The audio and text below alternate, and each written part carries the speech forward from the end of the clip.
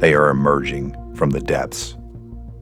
Countless past belief systems spoke of the primordial forces of the cosmos, birthing the first gods, the old ones. The Greeks called them the Titans. These elder gods would create the earth as we know it, but would be overthrown. Is there a connection between alien encounters and these cosmic beings from myth that left the world waiting for their return from their celestial banishment? Are they coming back to restore their wisdom and intended order for the planet? What I'm about to show you may shed light on the truth of their origin and the deception surrounding them.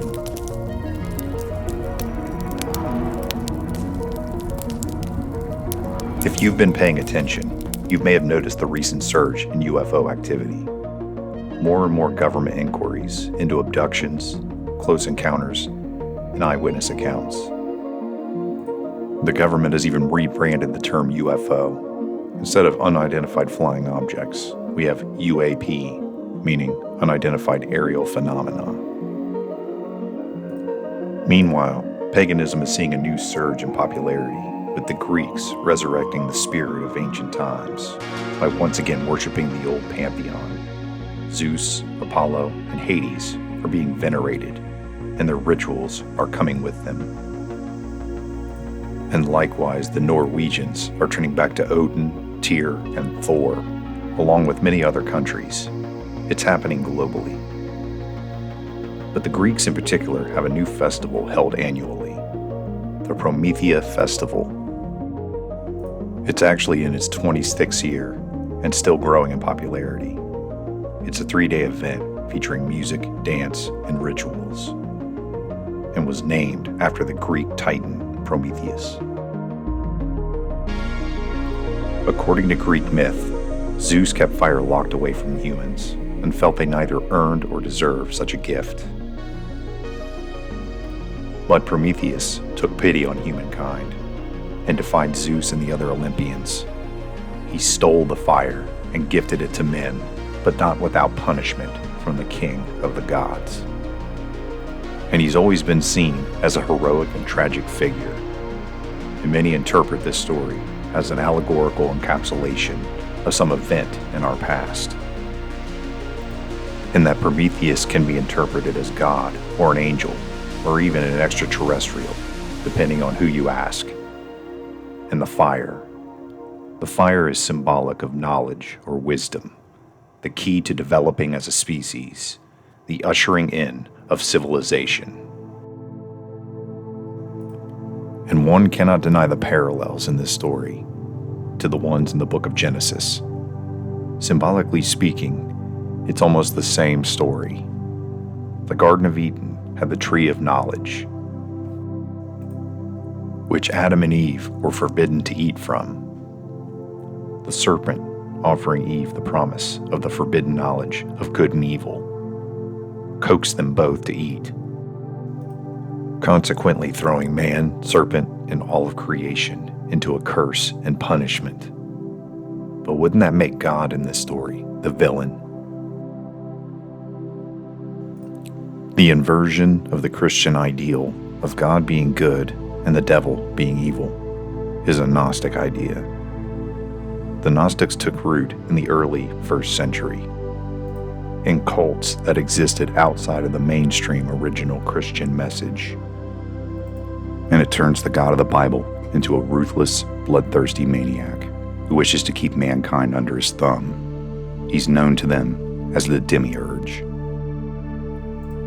To the Gnostics, he is the god of this lower physical world, his domain, but he is blind and ignorant to the dimensions of higher gods and goddesses above him. It's a dangerous and disorienting philosophy meant to slander and subvert what Christ truly represents. And this motif of a sympathetic God, a benevolent onlooker guiding mankind to combat a tyrannical deity, is weaved throughout most mythologies. And today, New Agers and spiritualists are linking these old gods of supposed wisdom to cosmic beings and extraterrestrials. This theme of gods bringing illumination may sound familiar, The book of Isaiah refers to the figure known as the devil as Lucifer, meaning morning star or light bearer. This title has become synonymous with Satan and demonic forces.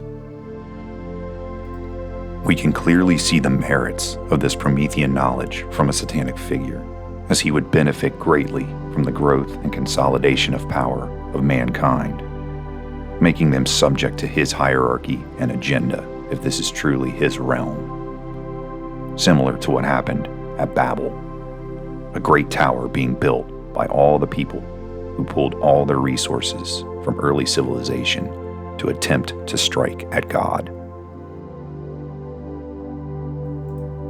I believe the figure of Prometheus to be synonymous with sinister forces that have been among us as the gods of our ancestors, and they may be returning again. Perhaps you're looking for a more scientific explanation, but now even science seems to be leaning toward a spiritual explanation for God and the unknown realms. A PhD physicist has some foreboding words pertaining to the divine forces in our universe. Avi Loeb has been searching for proof of alien life, noting the statistical probability of finding something that would change human culture forever, the discovery of such life forms.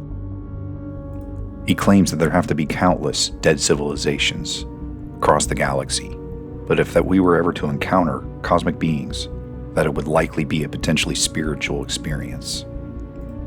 He says, quote, "A very advanced scientific civilization is a good approximation to God. Imagine a cave dweller visiting New York City and seeing all the gadgets and technology, in terms of the lights appearing as a miracle to the cave dweller." And in another quote, he goes on, "You can imagine that the superhuman civilization that understands how to unify quantum mechanics and gravity might actually be able to create a baby universe in the laboratory, a quality that we assign to God in religious texts." Unquote. Are you seeing the same things that I'm seeing? To me, humans seem more ready now than at any other time in history to accept otherworldly beings as gods.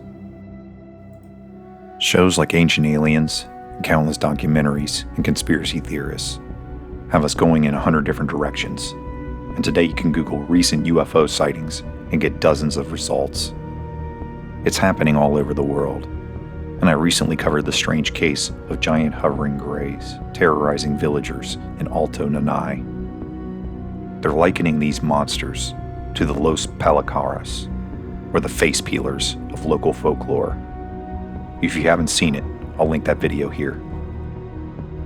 But now I want to show you one of the strangest connections between the UFO, UAP phenomena and the spirit world, and the fascination of a madman hell-bent on contacting interdimensional entities.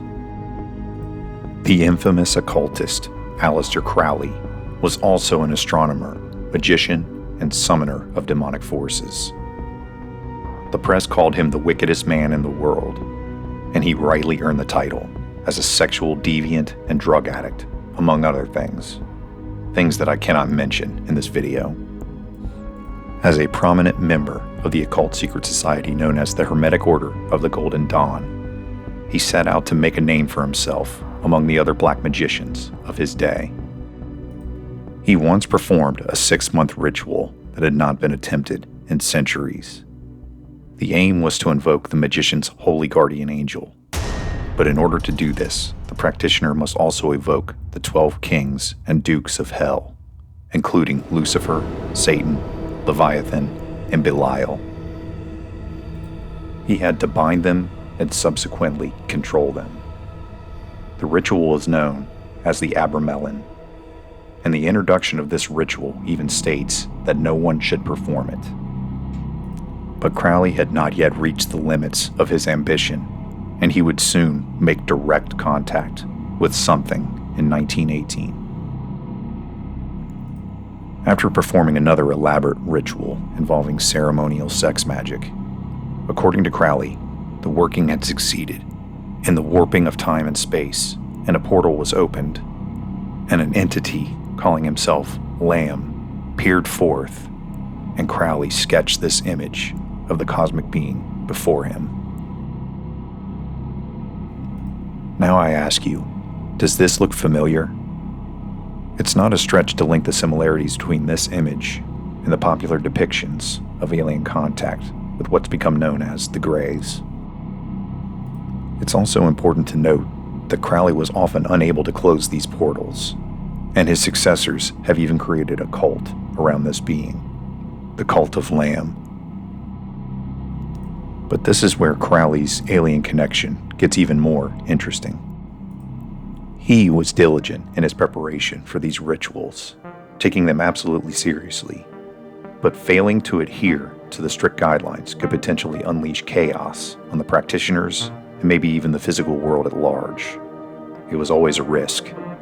And in 1946, 2 of his disciples attempted a magical working. Jack Parsons, the famous rocket scientist, joined L. Ron Hubbard, the future founder of Scientology, for the ritual. Both men dabbled in the black arts and revered Crowley, and both were members of his religious cult known as Thelema. The 2 disciples undertook the Babylon working in January of 46, and they intended to conjure the Thelemic god of female sexuality. But according to the story, the 2 completed the opening into another dimension, but were unable to close the portal correctly. And in 1947, we had the famous Roswell crash in the New Mexico desert. The following year,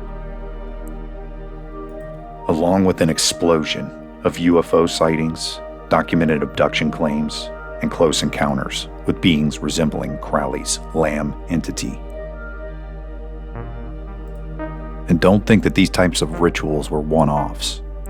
Crowley exists today in popular occult circles. Crowley is even featured on a Beatles album cover and in a Black Sabbath song. His quotes and philosophy are on t-shirts. This dark demonic energy is still charging our culture and atmosphere, with many claiming to sense this dark presence when dealing with UFO encounters.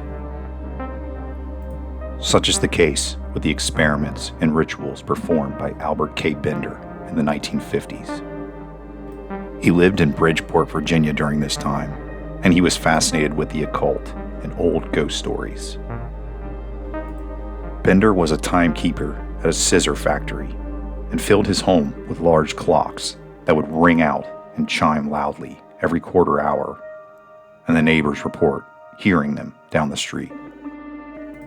He had a strangeness about him and believed his blood was flowing with what he called ancestral witchcraft. And in the late 1940s, he began attempting telepathic contact with extraterrestrials. It was clear to Albert that there were spiritual otherworldly connections with the objects being seen all over the world, and soon even in his own town of Bridgeport. The attic of his home was where he spent most of his time, but he began seeing UFOs and strange people around town. One even following him home one night. He described the man's eyes as glowing in the darkness, and he started to notice his upper room was filling with the smell of burning sulfur. Still undeterred, Bender continued his research and telepathic attempts to commune with these higher beings. However, something was about to try to stop his research. He was visited one evening by 3 men dressed in black, robe-like outfits with matching hats. He claims they spoke threats to him, but only telepathically. And after their warning, which left the researcher absolutely terrified, they picked through and stole bits of his work. But these strange visits and warnings were only beginning, and continued on for years, along with the sickening odor penetrating his attic. Many have theorized that these men in black figures, who often appear in groups of 3, are more than human. Countless stories describe a feeling of dread, darkness, or even evil emanating from them. Biblically, The smell of sulfur is associated with the power of hell and punishment from God. And there is something off about the modern release of UFO information. Anytime I see an abundance of UFO, UAP news, and I see these hearings with supposed whistleblowers, I know we are not only being told half-truths and outright lies, but their timing is meant as a distraction from things that these elite secret societies don't want us focusing on. This line of thinking has become almost redundant to the point that speaking on the truth sounds cliché. One thing I can be sure of, though, there are a few in these occult circles who know that there's a spiritual connection, possibly a demonic one, with the alien presence here. There's a controlled release of information in the last few years that I think is meant to keep the alien presence alive and well in our imaginations and collective consciousness. It feels as though they are preparing us for something big, something just over the horizon. Could they be staging the return of their supposed benevolent space gods? How many people from all belief systems would kneel at the sight of their arrival? We're being bombarded lately with misinformation and disinformation, with little bits of truth that can be discerned with a little research and wisdom. I don't have a complete picture of the truth, but I have a sort of low-resolution idea. And that idea consists of a few simple truths: that the government cannot be trusted, and I think confusion is part of their agenda right now. And if we put our minds together, we can hack away at a lot of these lies and find the truth. Please like and subscribe, and for more on myth, mystery, and conspiracy, click here, and I will see you all very, very soon.